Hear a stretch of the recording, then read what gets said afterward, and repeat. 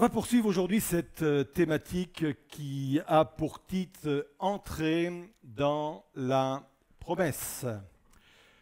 Cette thématique met en avant un homme qui s'appelle Josué, qui a succédé à Moïse. Et Josué vraiment a une grande responsabilité. Sa responsabilité de leader, c'est de mener le peuple d'Israël dans son héritage.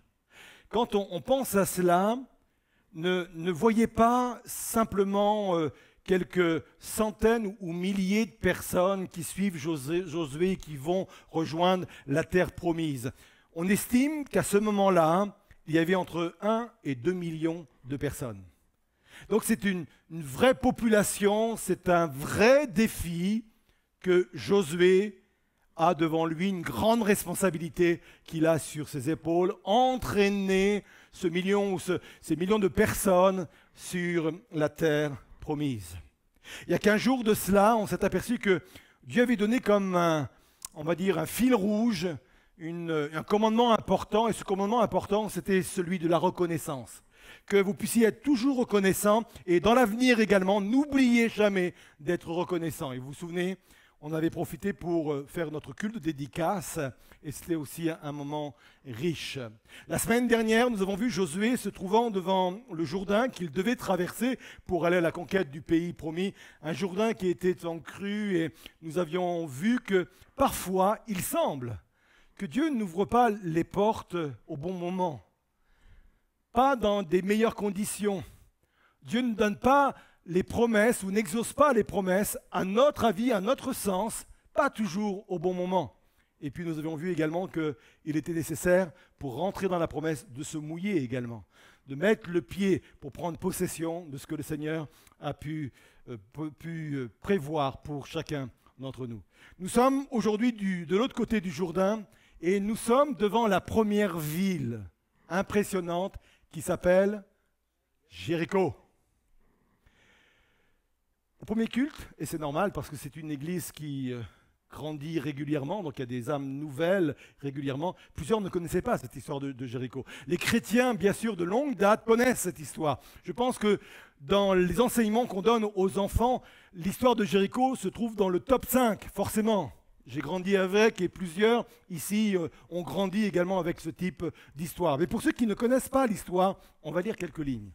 Josué 6, verset 1, ça va prendre quelques minutes, ça va être rapide. Il est dit ceci: la ville de Jéricho avait soigneusement fermé toutes ses portes et s'était barricadée derrière par peur des Israélites. Plus personne n'entrait ni ne sortait par ses portes. L'Éternel dit alors à Josué: regarde, je te livre Jéricho, son roi et tous ses guerriers. Pendant 6 jours, toi et tous tes soldats, vous ferez chaque jour le tour de la ville 1 fois par jour. On a estimé qu'il fallait 1 heure par jour pour faire le tour de la ville. 7 prêtres, portant chacun un corps fait d'une corne de bélier, précéderont le coffre de l'Alliance. Le 7e jour, vous ferez 7 fois le tour de la ville et les prêtres sonneront du corps. Quand le peuple les entendra produire avec leur corps un son prolongé, tout le monde poussera un grand cri et les remparts de la ville s'écrouleront sur place. Alors le peuple donnera l'assaut, chacun droit devant soi. Amen. Le titre de mon message ce matin est le suivant: fais le tour de ton miracle. Peut-être que c'est intéressant de redéfinir ce que nous entendons par miracle. On a tous notre conception, on a tous notre définition de ce qu'est le miracle, mais moi je suis allé directement au dictionnaire et voilà ce qu'un dictionnaire peut dire sur ce mot miracle. Événement extraordinaire, souvent inexplicable par les lois naturelles ou scientifiques, qui est perçu comme une intervention divine ou surnaturelle. Voilà la définition qu'on veut garder en tête, celle que le dico nous dit, et c'est vraiment de cela dont il est question quand on parle de miracle. Dieu aime intervenir d'une façon surnaturelle dans la vie de ceux qui lui font confiance. Dieu n'est pas un observateur lointain Quelqu'un qui regarde du haut de son ciel les habitants que nous sommes, les terriens que nous sommes, et un observateur de ce qui se passe sans jamais se mêler de nos vies. J'aimerais vous dire que le ciel vient s'impliquer dans la réalité de nos vies. Je voudrais que vous puissiez le percevoir. Il y a une interaction entre le ciel et la terre, entre le monde invisible et le monde visible. Nous ne pouvons pas réduire la foi à une simple croyance intellectuelle. C'est une connexion vivante qui permet à Dieu d'agir concrètement dans nos vies et d'une façon surnaturelle. Je ne sais pas si ta foi aujourd'hui, si votre foi aujourd'hui se résume uniquement à une croyance intellectuelle. Si c'est le cas, il te manque une dimension. À ta foi, il te manque une dimension à ta vie chrétienne, parce que c'est bien plus que cela. C'est une connexion au Dieu vivant et vrai, au Dieu créateur de la terre, un Dieu qui est capable et qui veut intervenir dans nos vies, dans nos circonstances. Ça, c'est une réalité. Vous voulez bien acclamer cette partie-là? C'est tellement important. Merci. Alors, on va voir ce matin 2 clés qui vont nous permettre d'entrer dans notre héritage. La première clé, elle s'affiche devant vous, c'est une prise de conscience. Et cette prise de conscience est la suivante: Dieu veille sur votre héritage. Quand j'ai étudié cela, ça m'a vraiment béni de comprendre cette vérité-là. Et je vous demande de me suivre dans mon explication, de me suivre dans mon parcours pour arriver à une conclusion qui, j'en suis sûr, va vous bénir. Pour comprendre cette clé-là, il faut remonter 600 ans avant la bataille de Jéricho. Et 600 ans avant la bataille de Jéricho, on va se retrouver devant un personnage qui est un patriarche qui s'appelle Abraham. Abraham va recevoir de la part de Dieu un héritage. Genèse 13, verset 15. Tout le pays que tu vois, je te le donnerai à toi et à ta descendance pour toujours. Verset 17. Lève-toi, parcours le pays en long et en large, car je te le donnerai. Vous vous souvenez, la semaine dernière, on a vu que c'était un moyen de s'approprier un héritage, d'avoir son empreinte de pied dessus. Tout lieu que foulera la plante de tes pieds, je te le donne. C'est comme un engagement légal dans le monde invisible. Je piétine, je marche, donc ça m'appartient. Et Abraham a fait tout ce parcours. Ça lui a pris plusieurs jours. Il a fait tout ce parcours. Une terre occupée un temps par les descendants d'Abraham. Quand les descendants d'Abraham sont arrivés, à savoir Isaac et aussi Jacob, il n'y avait aucune ville sur ce terrain. Jéricho n'existait pas. Il n'y avait même aucune population. C'était vraiment un véritable désert. Quand Abraham a parcouru tout ce territoire, il n'y avait personne, rien. C'était un désert. Pas une ville, pas une pierre, pas une rue, pas une personne. Et quand Isaac, Jacob ont commencé à s'installer, ils ont commencé à bâtir des choses. Et puis est arrivée une période compliquée. Une famine sévère qui a impacté toute cette région, voire même l'Égypte. Mais Dieu avait anticipé cela et on raccroche à une autre histoire, je ne vais pas la raconter, c'est celle de Joseph. Dieu avait envoyé Joseph en avant en Égypte par des circonstances extraordinaires pour que celui-ci arrive à un poste élevé et a pu ainsi sauver non seulement sa famille, son peuple, mais également les Égyptiens de la famine. Alors, la famille de Joseph, les descendants d'Abraham, ont quitté l'héritage, ont quitté la terre promise pour aller en Égypte. Pendant un temps, en Égypte, ils étaient heureux. Et puis ça a changé de régime. Un nouveau roi a pris la place de l'ancien. Un nouveau pharaon s'est établi sur le trône. Et là, ça va se solder pendant plus de 400 ans de servitude où le peuple de Dieu va souffrir terriblement. Pendant ces années, le peuple de Dieu n'a pas pu exploiter, n'a pas pu utiliser, n'a pu rien construire sur leur héritage. Et c'est à ce moment-là que des Cananéens, des Hittites, des Amoréens sont venus s'y installer. Et Dieu a toléré leur présence. Dieu a toléré leur présence d'une façon temporaire. Pour une raison importante. Continuez à me suivre, c'est important de comprendre cela. C'est écrit dans Exode 23, verset 29. Il est dit ceci, « Je ne les chasserai pas en une seule année de devant toi, de peur que le pays ne devienne un désert et que les bêtes des champs ne se multiplient contre toi. Je les chasserai peu à peu de devant toi, jusqu'à ce que tu sois assez nombreux pour hériter du pays. » Vous connaissez cette expression, la nature a horreur du vide. Ça veut dire que s'il n'y a pas quelqu'un pour remplir ce vide, il va être forcément rempli par autre chose. Et Dieu savait que pendant que le peuple hébreu était en Égypte, dans la servitude, si ce pays, ce territoire, cet héritage restait inhabité,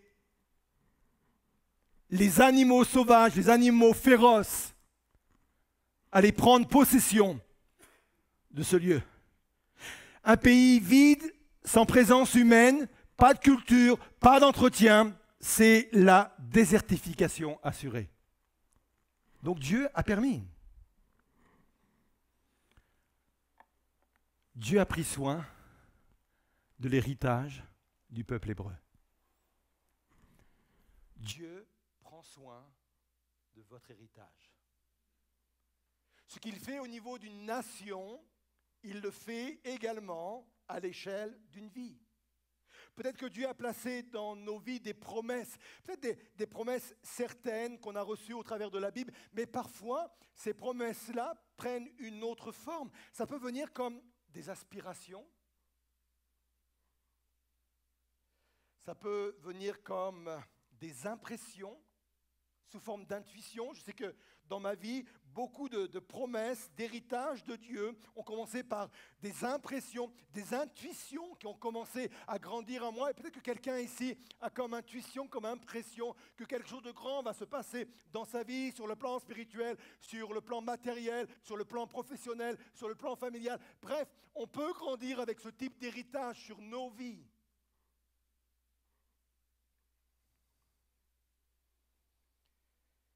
Mais il arrive que nous ne le voyons pas encore, que nous ne l'occupions pas encore. C'est promis, mais pas encore occupé. Comme le peuple hébreu. On a un héritage, on a une promesse, on a un appel, on a une vocation, on a tout ça, c'est notre territoire, mais on ne peut pas encore l'occuper. Dieu veille sur notre héritage. Pourquoi on ne peut pas l'occuper maintenant? Très souvent, c'est parce que la promesse est plus grande que ma capacité actuelle. Je redis, très souvent, la promesse ou l'appel ou la vocation, la mission que Dieu a déposée sur ma vie dans tous les domaines de la vie, très souvent, cet appel est surdimensionné par rapport à mes capacités présentes, actuelles. C'est pour cela que Dieu veut faire un travail dans mon caractère, c'est pour ça qu'il veut me faire grandir en compétences pour que je puisse enfin être taillé en mesure de recevoir l'héritage.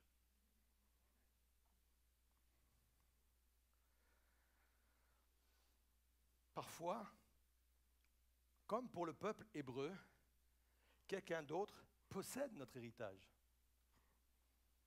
Quelque chose que l'on croyait pour nous, une place, un rôle, une bénédiction, et on voit quelqu'un d'autre installé à notre place. Ça peut être sur notre lieu de travail, ça peut être dans la famille, ça peut être ailleurs. Et quand on voit ça, on sait à quoi nous sommes appelés et on voit quelqu'un d'autre à cette place-là. Ça fait mal.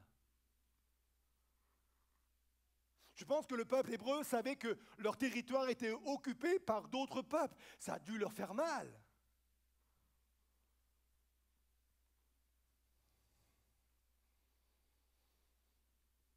Dieu peut permettre qu'un territoire promis soit occupé temporairement pour qu'il ne se perde pas et pour qu'il soit prêt pour ton arrivée. Je le répète. Dieu peut permettre qu'un territoire promis soit occupé temporairement, une place soit occupée temporairement pour qu'il ne se perde pas, qu'elle ne se perde pas, pour qu'elle soit prête, cette place-là, pour ton arrivée. Dieu garde ta promesse au chaud, occupée par quelqu'un d'autre. C'est ce qui s'est passé pour le peuple d'Israël et ça se passe également pour nous. Avec cette vérité, si Dieu a dit que c'est à toi, c'est à toi. Si Dieu t'a fait un cadeau, si t'a donné un héritage, c'est à toi. Et ça, j'ai besoin de le recevoir par révélation. C'est pour cela que j'ai mis cette expression, c'était le premier point, une prise de conscience. Dieu veille sur votre héritage. Deuxième clé, sous forme cette fois-ci d'un avertissement. Ne manquez pas le dernier tour. Nous ne pouvons pas nous arrêter à un tour de la promesse. J'aimerais vous dire que le risque est réel. Je l'ai vécu moi-même parfois, et je m'en suis repenti, ou je l'ai vu parfois chez d'autres personnes. Il y a le risque réel de s'arrêter à l'avant-dernier tour et de laisser passer une bénédiction. Nous ne posséderons jamais les promesses de Dieu si nous n'apprenons pas à persévérer. Hébreux 10, verset 36 dit ceci, « Car il vous faut de la persévérance. » Ce n'est pas une option. Il vous faut de la persévérance, afin qu'après avoir accompli la volonté de Dieu, vous obteniez ce qu'il a promis.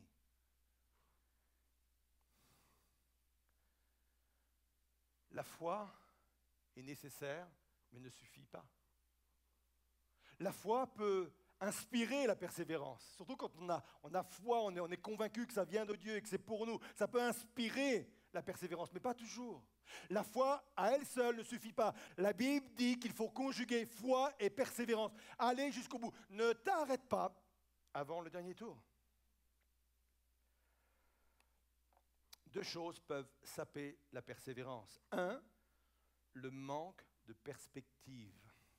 Et je vais vous encourager à apprendre à regarder par-dessus les murs. Je ne sais pas vous, mais moi, avec Patricia, nous sommes amoureux des pierres, des belles pierres.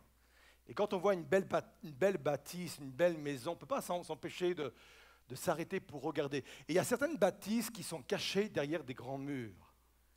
Je ne l'ai jamais fait, mais j'ai été tenté plus d'une fois d'escalader de murs, effectivement, pour voir la beauté qui se cachait derrière. Pas vous? Ne laissez pas seul, s'il vous plaît. Pas vous? On se demande, voilà, on fait mieux, on fait mieux. On attend que la voiture rentre, le portail s'ouvre, et nous, discrètement, on est là.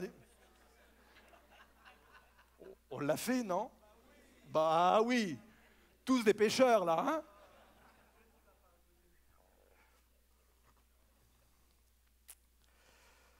Apprendre à regarder par-dessus le mur. Ce qui était décourageant dans la bataille de Jéricho, c'était la hauteur des murs. Selon les découvertes archéologiques, la muraille atteignait entre 10 et 13 mètres de haut. Imaginez un immeuble de 3 ou 4 étages ou presque 2 fois la hauteur de cette salle. Vous imaginez au pied de ce mur comment ça pouvait être intimidant, décourageant, et forcément, quand le peuple hébreu s'est retrouvé au pied du mur, forcément, c'était décourageant, intimidant, par la perspective du défi, de la tâche, du problème. Et c'est là où il faut prendre une autre perspective de la situation. Si je reste en bas, si je reste au pied de la muraille, si je reste au pied du mur, je vais être découragé. Il faut que j'apprenne à avoir une autre perspective de la situation. Nos rassemblements du dimanche, entre autres, ne sont pas des moments religieux. Ce sont des moments qui, par la louange, comme nous l'avons vécu ce matin, par la prédication, par la communion avec les autres personnes, changent la perspective de notre vision de la vie en général et des choses en particulier. Vous avez remarqué, je suis sûr qu'on peut rassembler sur les deux cultes et les personnes qui nous regardent en direct sur Internet, on peut rassembler des centaines de témoignages de personnes qui sont arrivées un dimanche matin ou qui ont allumé leur écran, qui sont retrouvés là. Ils étaient devant un mur, peut-être une situation qu'ils n'arrivaient pas à gérer, impressionnante. Et puis il y a eu la louange, il y a eu la prédication, il y a eu la communion fraternelle. Et là, on a changé de perspective, on a vu la situation différemment. Je suis le seul à vivre ça ou nous sommes plusieurs ?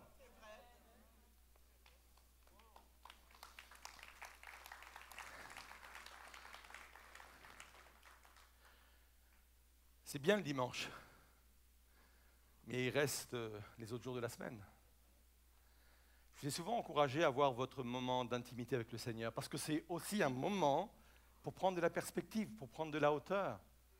Si vous n'avez pas votre moment, et je ne veux pas vous mettre sur la culpabilité, je retire de mes prédications, de mes messages, tout esprit de culpabilité. Je ne crois pas que la culpabilité nous mène quelque part.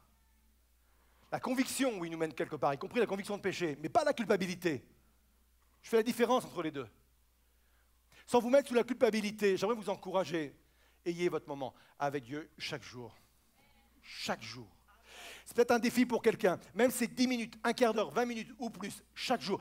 À chaque fois que vous allez rentrer dans la présence de Dieu, vous allez donner une autre perspective à vos problèmes, à vos situations, une autre perspective à votre journée. C'est indispensable. Si vous n'avez pas cela, vous restez en bas du mur. Il faut regarder par-dessus le mur. Les deux espions, envoyés par Josué, ont eu la grâce de regarder par-dessus le mur. Vous vous souvenez, quand Moïse, lui, a envoyé des espions, il en a envoyé 12. Et puis là, la majorité l'a emporté, puisque sur 12, 10 ont dit on n'y va pas, 2 ont dit mais si on y va, il y a des promesses. Et là, c'était la démocratie. Les 10 ont remporté l'affaire et ça s'est soldé par 40 ans à tourner dans le désert. Et je pense que Josué a retenu la leçon. Il veut tout de même envoyer des espions, c'est sage, mais il en envoie 2. Et 2 qui vont entrer en premier dans Jéricho et qui vont être accueillis par une femme qui s'appelle Rahab. Et Rahab a une maison, nous dit l'Écriture, sur les murailles, à la porte de la ville, sur les murailles. Et les espions sont dans la maison, là, ils vont être accueillis par cette femme, et ils se sont aperçus du haut de cette muraille, ils se sont aperçus que la réalité était tout autre qu'en bas de la muraille. En fin de compte, ce qu'ils ont réalisé, c'est que les gens de Jéricho étaient intimidés par les Hébreux. C'est ce que Rahab leur a dit. Ils étaient intimidés. Pourquoi ils avaient de si hautes murailles? Pourquoi ils avaient des portes aussi fermées? C'est parce qu'ils avaient peur des Hébreux. Rahab le dit, mais nous on a entendu parler de vos exploits. Y compris des exploits qui dataient de plus de 40 ans, quand ils sont sortis d'Égypte, une mer rouge qui s'ouvre comme cela, et la victoire sur l'armée égyptienne. De génération en génération, pendant 40 années, ils ont raconté cette histoire et ils ont entendu parler de d'autres victoires du peuple hébreu et ils se disaient en eux-mêmes, mais ce n'est pas un peuple comme les autres, ils ont à leur tête un Dieu qui les rend vainqueurs. Et la Bible nous dit que les habitants de Jéricho avaient fait de grandes murailles à cause de cela. Ça change tout. La perspective n'est pas la même. Écoutez bien ceci. Les murailles n'étaient pas un signe de force, mais de défense désespérée contre un peuple qui était accompagné par Dieu. Et là, on transpose cela face à nos propres murailles, à nos propres murs, à nos propres oppositions, à nos propres résistances. Et je veux le répéter, la muraille qu'il y a devant toi n'est pas forcément un signe de force, mais une défense désespérée contre quelqu'un de qui on sait il est habité par l'Esprit de Dieu.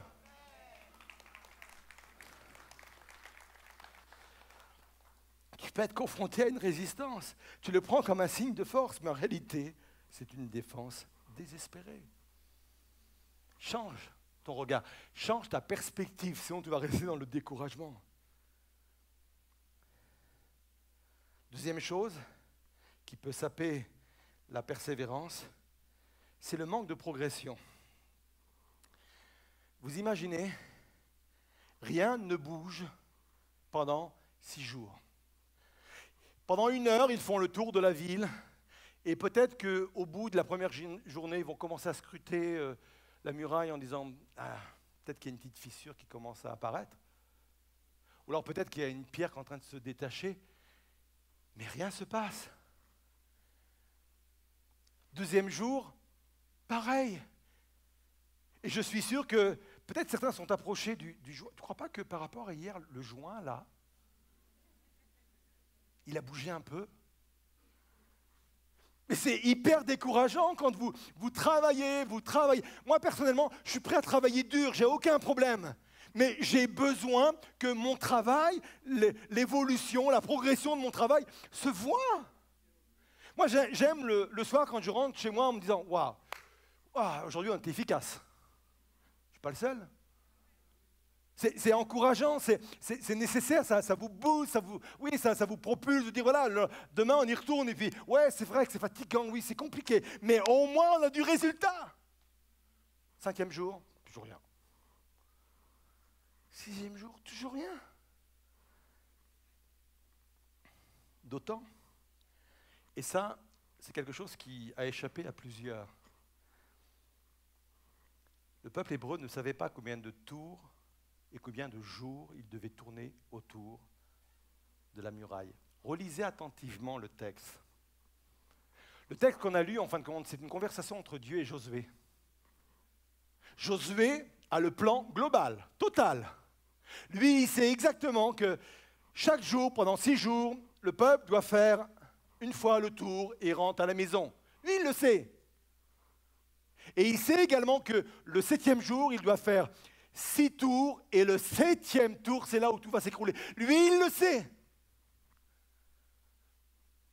Mais le peuple ne le sait pas. Relisez chez vous cette histoire, vous le verrez. Ils ne peuvent même pas dire, allez, on tient le bon bout, encore 2 jours. Ils ne peuvent même pas dire ça. Au 6e jour, ils ne peuvent même pas dire, allez là, voilà, c'est bon, là, écoute, un petit effort encore et ça va tomber. Ils ne peuvent même pas dire cela.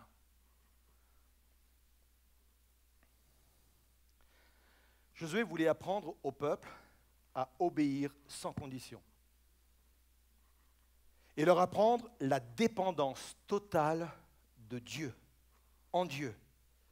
Il voulait les préparer, en fin de compte, la bataille de Jéricho était là pour les préparer aux futurs autres combats, aux futures autres batailles. Il se disait, c'est là où maintenant que ça doit céder, c'est là où maintenant ils doivent apprendre que même s'ils ne connaissent pas le plan, ils font confiance à Dieu.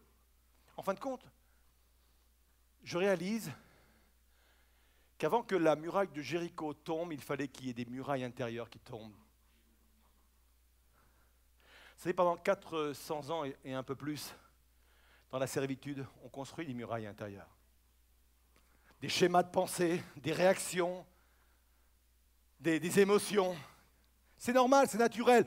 On ne reste pas indemne comme ça de génération en génération, d'enfants, petits-enfants, arrière-petits-enfants, etc. On ne reste pas indemne de plus de 400 ans de servitude. Ce n'est pas possible. Des murailles s'étaient construites, forcément. C'est pour ça que je ne juge pas le peuple qui a tourné en rond pendant 40 ans dans le désert. Nous, du haut de nos estrades, on aime dire « Quel incrédule !» Quand vous sortez de plus de 400 ans de servitude, vous n'avez pas les mêmes réflexes. Hein? Plein de schémas qui se mettent en route dans la tête. C'était vraiment le cas. Et c'était important, ce moment-là, autour de Jéricho, c'était important que des murailles intérieures. En fin de compte, les fissures n'étaient pas sur la muraille de Jéricho, mais les fissures étaient en eux. Moi, je suis sûr que dès le premier jour, des fissures ont commencé à apparaître. Quelques pierres ont commencé à se détacher. Et quand les murs intérieurs sont écroulés totalement, ce qui s'est passé là à l'intérieur a eu des conséquences sur l'extérieur. Ce qui prend place dans l'invisible a des conséquences sur le visible. C'est important.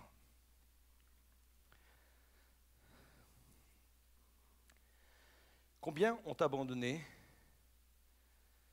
au 6e tour du 7e jour?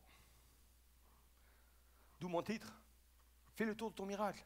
Ne t'arrête pas à l'avant-dernier tour. Ne t'arrête pas. Si j'avais un message à donner à quelqu'un ce matin, ce serait celui-ci. N'abandonne pas. N'abandonne pas si près du but. Je sais que quelqu'un ce matin a besoin d'entendre cela, que ce soit devant vos écrans ou dans ce lieu. Non, n'abandonne pas, n'arrête pas. Tu ne peux pas rater le dernier tour. Tu ne peux pas.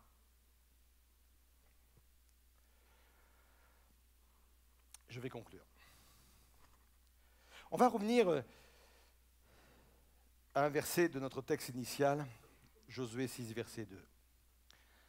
L'Éternel dit alors à Josué, « Regarde, je te livre Jéricho, son roi et tous ses guerriers. » Encore une fois, quand on regarde la chose comme cela, d'une façon un peu lointaine, sans creuser, sans chercher, après tout c'est mon ministère et je le fais pour vous, on pense que c'est une phrase normale. En réalité, dans la langue hébraïque, il existe une forme grammaticale qui n'existe pas en français. On l'appelle le parfait prophétique. Le parfait dans la langue française, ou le passé composé, désigne une action qui a lieu dans le passé, mais qui a un lien avec le présent. Par exemple, j'ai mangé. Non, pas la peine de préparer quelque chose, j'ai mangé.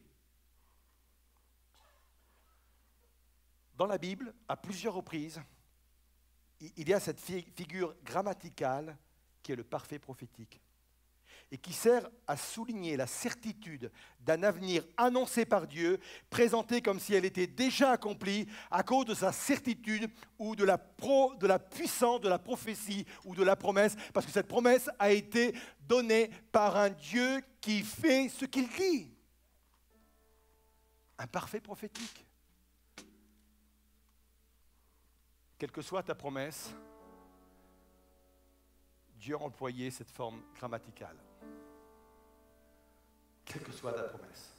Quand Dieu donne une promesse, il emploie toujours cette même forme. Parce que pour lui, c'est comme si c'était déjà fait. On ne revient même pas sur le sujet. Il ne revient même pas sur le sujet. C'est pour ça que la Bible dit que ce qu'il dit, il ne peut pas se repentir de ce qu'il dit. Ce que sa bouche dit, sa main l'accomplit. Parce qu'il est toujours dans cette forme grammaticale.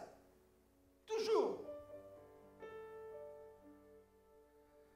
Il serait peut-être temps qu'on apprenne à conjuguer nos promesses avec la même conjugaison, la même grammaire employée dans le ciel. C'est peut-être temps. Il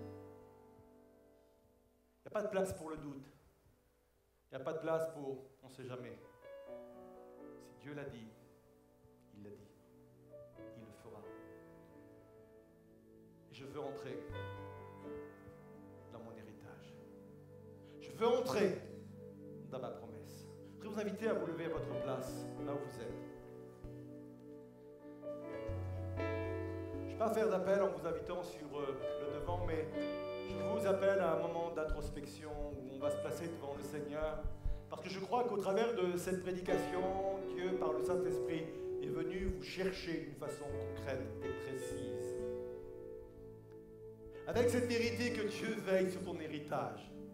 Peut-être que tu ne l'as pas encore, tu ne l'occupes pas, ce territoire n'est pas occupé encore par toi, et peut-être même que ce territoire est occupé par quelqu'un d'autre. Dieu veille sur ton héritage.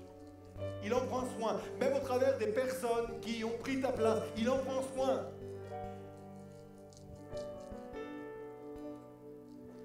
Et puis, je ne veux pas rater le dernier tour. Je ne veux pas, non, je ne veux pas. Je ne veux pas rater le dernier tour. Je ne veux pas rater ce tour-là. Alors je veux changer ma perspective des choses. Je veux avoir un autre regard, prendre de la hauteur. Je veux fructifier tout cela. Je veux que tu m'aides, Seigneur. Alors, on va s'engager au travers du chant qui va être interprété. Qui dit que le Dieu que nous servons, c'est le Dieu des miracles. Vous vous souvenez de la définition du mot miracle? C'est c'est Dieu qui intervient de façon surnaturelle et qui défie toutes les lois naturelles. On ne peut pas l'expliquer physiquement, naturellement. C'est une intervention du ciel sur la terre. On va proclamer que le Dieu que nous servons, c'est le Dieu des miracles. Et on va s'engager dans cette proclamation. Oui, je crois. On va dire plusieurs fois, vous allez voir. Oui, je crois. Je crois que c'est ce Dieu-là. Et après, je vais venir prier avec vous. Et pour ce jour.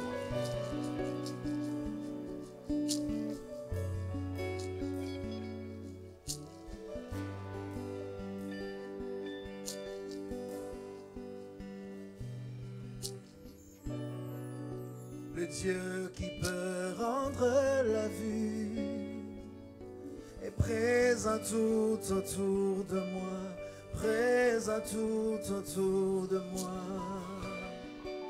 Le Dieu qui peut nous faire entendre vient apaiser toutes mes craintes, apaiser toutes mes craintes. Oui, je crois en toi. Je crois en toi, tu es le Dieu de miracles. Chante avec moi, oui je crois en toi, oui je crois en toi, tu es le Dieu de miracles. C'est lui qui défie l'impossible. M'attire à lui, me renouvelle, m'attire à lui, me renouvelle. C'est lui qui a vaincu la mort. Sa vie se répand dans mes mains, sa vie se répand dans mes mains. Oui, je crois en toi, oui, je crois en toi. Tu es le Dieu de miracles. Oui, je crois en toi. Oui, je crois en toi. Tu es le Dieu de miracles. Oui, je crois en toi. Oui, je crois en toi. Tu es le Dieu de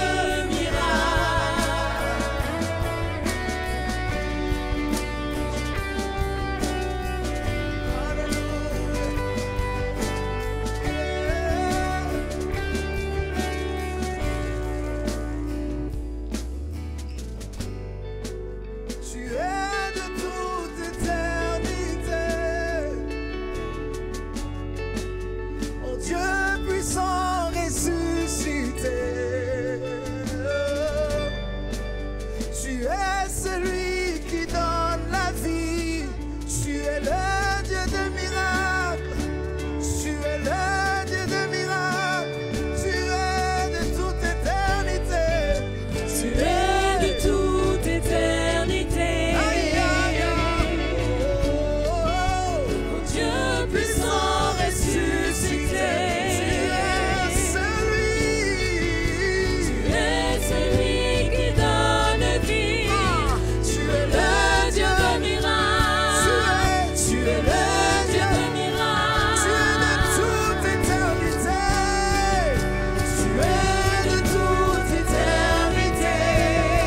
Mon Dieu puissant ressuscité, Dieu puissant ressuscité, tu es celui qui donne vie, tu es le Dieu de miracles, tu es le Dieu de miracles. Je crois en toi, oui je crois en toi, je crois, oui je crois en toi. Tu es le Dieu de miracles. Moi je crois en toi, oui je crois en toi, oui je crois en toi. Tu es le Dieu de miracles. matin, tu te trouves devant une porte complètement fermée, barricadée, comme celle de Jéricho. Ça peut être le cœur d'une personne, ça peut être le cœur de ton enfant. Un cœur que tu ne peux plus atteindre parce qu'il est fermé, barricadé. Ça peut être la porte d'une relation avec une personne pour construire un foyer complètement fermé. Ça peut être la porte d'une promesse que Dieu t'a faite dans le passé. Ça peut être la porte d'un emploi, d'une dimension professionnelle qui te dépasse. Ça peut être la porte. J'aimerais vous dire que si tu te trouves devant ce type de porte, ce type de muraille, j'aimerais te dire que tu es le candidat parfait pour vivre un miracle. C'est la condition, la seule condition pour vivre un miracle. Dieu ne fait pas les choses, ne fait pas des miracles pour rien, pour amuser les gens. Quand Jésus était sur terre, un roi, Hérode, ou un gouverneur, on va dire, est venu demander à Jésus, fais-nous des miracles. Un peu comme des tours de magie, vous savez, pour impressionner la galerie. Jésus a dit, mais moi je ne suis pas de ces personnes-là. Moi je ne fais pas des miracles pour amuser. Moi je fais des miracles parce que c'est nécessaire. Et si tu sens que dans ta vie il y a un miracle qui est nécessaire, Dieu va intervenir. Je te demande d'engager ta foi, je te demande de t'engager même verbalement avec ton cœur par rapport à une situation précise dans ta vie. Et on va proclamer à nouveau, je crois en toi. Faites le rapprochement, faites le rapport à ce que vous êtes en train de vivre et proclamez avec moi, je crois en toi. Je sais pas, ça me dépasse, c'est fermé, c'est barricadé, ça me dépasse tellement, je suis tellement terrorisé parce que je me vois intimidé. Mais je crois en toi, Seigneur. On proclame. Je crois en toi, tu es le Dieu de miracles. Oh oui, moi je crois en toi. Oui, je crois en toi. Je crois en toi. Oui, je crois en toi. Tu es le Dieu de miracles. Oh oui, moi je crois en toi. Oui, je crois en toi. Oui, je crois en toi. Oui, je crois en toi. Tu es le Dieu de miracles. Oui, je crois en toi. Oui, je crois en toi. Je crois en toi. Je crois en toi, Seigneur. Tu es le Dieu de miracles. Tu es le Dieu de miracles. Oui, je crois en toi. Je crois en toi. Oui, je crois en toi. Je crois en toi. Tu es le Dieu de miracles. Seigneur Jésus, je te prie vraiment d'aller au-devant de chacune de ces personnes, Seigneur. De venir fortifier les uns et les autres, et que personne dans ce lieu ne soit intimidé par la situation à laquelle ils font face, Seigneur Jésus. Que l'intimidation change de camp, Seigneur Jésus. Que la peur change de camp, qu'en regardant par-dessus la muraille, on s'aperçoit en fin de compte que la muraille, ce n'est pas une démonstration de force, c'est une preuve de peur, de trouble. Que la peur, elle est de l'autre côté, que c'est pour nous que ces murailles ont été construites, cette résistance est là. C'est parce qu'on craint le Dieu qui vit en moi. Seigneur, viens bénir. Viens fortifier, viens déposer, développer dans la vie et les cœurs de ces personnes ce matin, Seigneur, et dans ma propre vie, Seigneur. Une foi qui me permet de continuer à marcher, une persévérance qui me permet de continuer à marcher. Peu importe les résultats, peu importe si je n'avance pas physiquement, si mon regard ne me permet pas de trouver des encouragements dans ce que je vois. Peu importe, j'ai confiance au Dieu qui